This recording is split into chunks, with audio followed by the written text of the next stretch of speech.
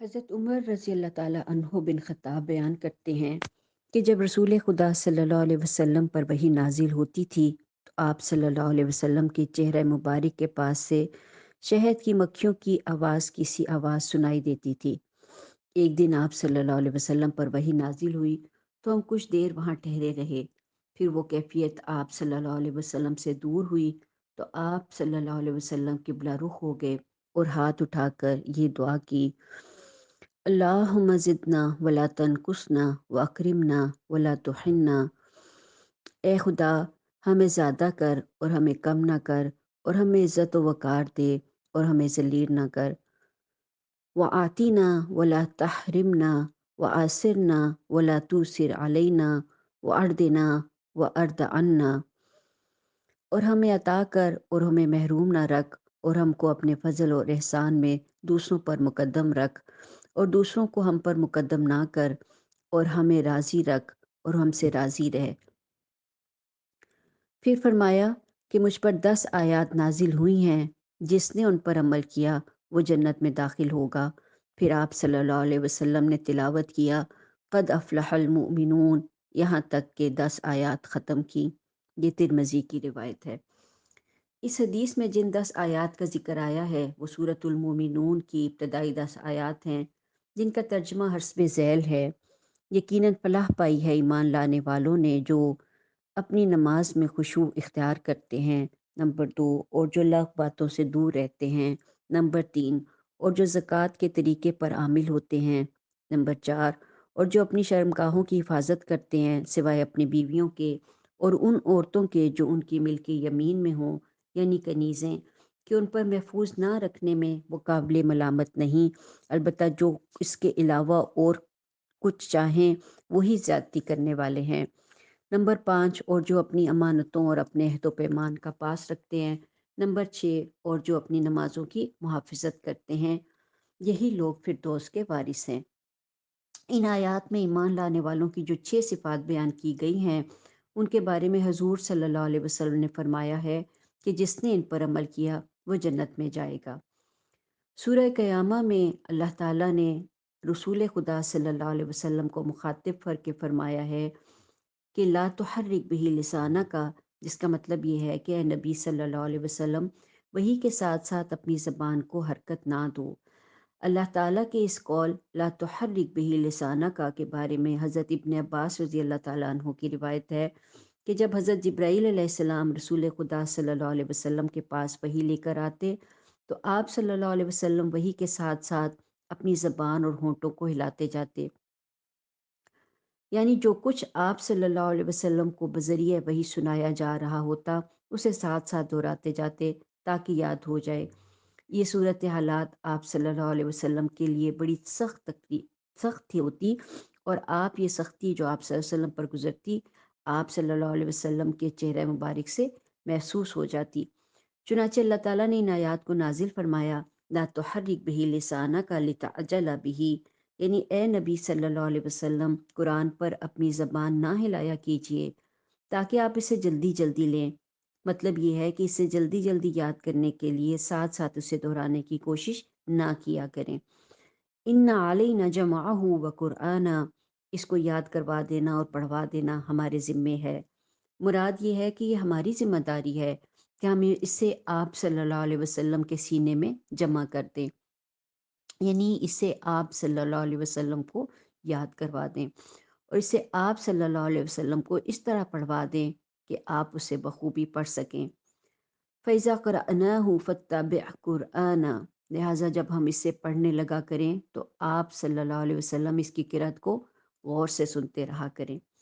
اس آیت میں اللہ تعالیٰ کا فرمان یہ ہے کہ جب ہم قرآن کو نازل کر رہے ہوں تو آپ صلی اللہ علیہ وسلم اسے صرف غور سے سنا کریں، ساتھ ساتھ اسے یاد کرنے کی کوشش نہ کیا کریں۔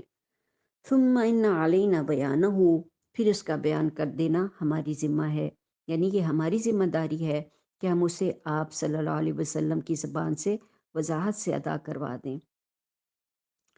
حضرت ابن عباس رضی اللہ تعالیٰ عنہ فرماتے ہیں کہ پھر اس کے بعد یوں ہوتا کہ جب حضور صلی اللہ علیہ وسلم کے پاس جبرائیل علیہ السلام آتے تو حضور صلی اللہ علیہ وسلم سر جھکا لیتے تھے اور وحی کو غور سے سنتے رہتے، پھر جب وہ چلے جاتے تو پھر جیسے کہ اللہ تعالیٰ وعدہ فرما چکے تھے، آپ صلی اللہ علیہ وسلم اسے بخوبی پڑھ لیتے۔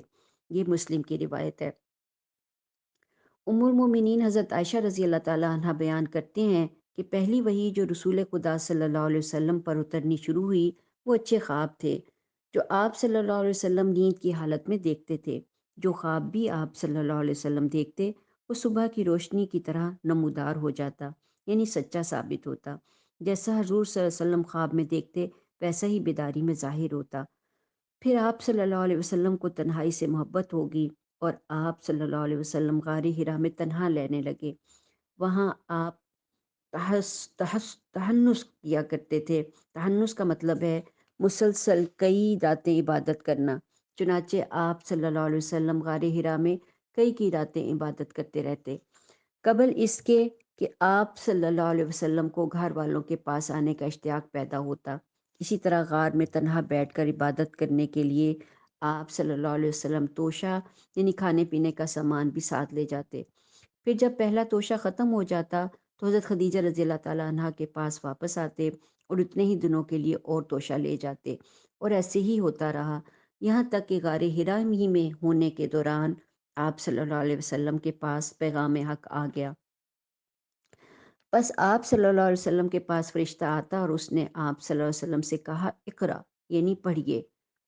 رسول خدا صلی اللہ علیہ وسلم نے اس واقعے کو بیان کرتے ہوئے فرمایا کہ جب فرشتے نے کہا اقرا تو میں نے جواب دیا میں پڑھا ہوا نہیں ہوں۔ اس پر اس نے مجھے پکڑ لیا اور مجھے زور سے دبایا یہاں تک کہ مجھے تکلیف ہوئی۔ پھر اس نے مجھے چھوڑ دیا اور دوبارہ کہا اقرا۔ میں نے پھر وہی جواب دیا کہ میں پڑھا ہوا نہیں ہوں۔ اس نے پھر مجھے پکڑ لیا اور دوسری بار زور سے دبایا یہاں تک کہ مجھے تکلیف ہوئی، پھر مجھے چھوڑ دیا اور تیسری مرتبہ کہا اقرا۔ میں نے وہی جواب دیا کہ میں پڑھا ہوا نہیں ہوں۔ پھر اس نے مجھے پکڑ لیا اور تیسری دفعہ زور سے دبایا، پھر مجھے چھوڑ دیا اور کہا اقرا بسم ربک الذی خلق، خلق الانسان من علق، اقرا وربک الاکرم۔ اے نبی صلی اللہ علیہ وسلم، اپنے رب کے نام کے ساتھ پڑھیے جس نے پیدا کیا جمے ہوئے خون کے لوتھڑے سے انسان کی تخلیق کی۔ پڑھیے اور آپ صلی اللہ علیہ وسلم کا رب بڑا کریم ہے۔ پھر رسول خدا صلی اللہ علیہ وسلم ان آیات کو لے کر اس حالت میں واپس لوٹے کہ آپ صلی اللہ علیہ وسلم کا دل لرز رہا تھا، اور آپ حضرت خدیجہ بن خویلد رضی اللہ تعالیٰ عنہ کے پاس آئے اور فرمایا کہ مجھے کمبل اڑھا دو، مجھے کمبل اڑھا دو۔ پھر لوگوں نے آپ صلی اللہ علیہ وسلم کو کمبل اڑھا دیا۔ آپ کچھ اس دیر اسی حالت میں رہے یہاں تک کہ آپ کا خوف دور ہو گیا۔ تو آپ نے حضرت خدیجہ سے سارا واقعہ بیان کیا اور فرمایا کہ مجھے اپنی جان کا خوف ہے۔ اس پر حضرت خدیجہ رضی اللہ تعالیٰ عنہ نے کہا کہ ہرگز نہیں، خدا کی قسم اللہ آپ کو کبھی بھی رسوا نہیں کرے گا۔ آپ تو رشتہ داروں کے ساتھ حسن سلوک کرتے ہیں اور ناتوانوں کا بوجھ اٹھاتے ہیں اور محتاجوں کے لیے کماتے ہیں اور مہمان کی میزبانی کرتے ہیں اور حق کی راہ میں آنے والی مصیبتوں میں امداد کرتے ہیں۔